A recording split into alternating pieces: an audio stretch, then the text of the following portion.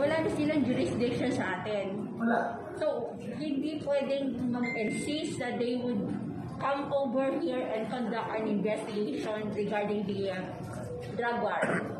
Kung papasokin sila ng Philippine government, sinabi na nga ng Philippine government, ayaw namin makialam kayo dito sa amin. May papasok sila dito. So, paano sila magsagawa ng investigation kung ayaw mag-cooperate ng Philippine government? Ano magiging basis nila? Haka-haka. Sir, ano po yung nakikita niyo what will happen next dyan? Kasi nga po, i-request na po yung Philippine government na illegal investigation, and then now there's a recommendation na i-resume pa rin yung ICC probe, and then para pabalik-balik, sir, how do you see that ending?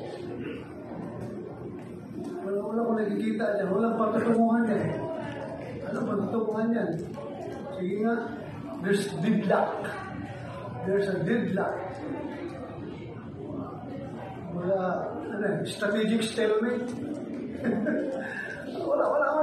Paano sila magpurso? Paano sila patuloy sa kanilang gustong gawin? Anong magiging basihan nila? How can they conduct an impartial and true investigation kung hindi sila magpapasok dito? So, ano magiging basis nila sa kanilang pag-prosecute ng kaso kung if they really insist to prosecute?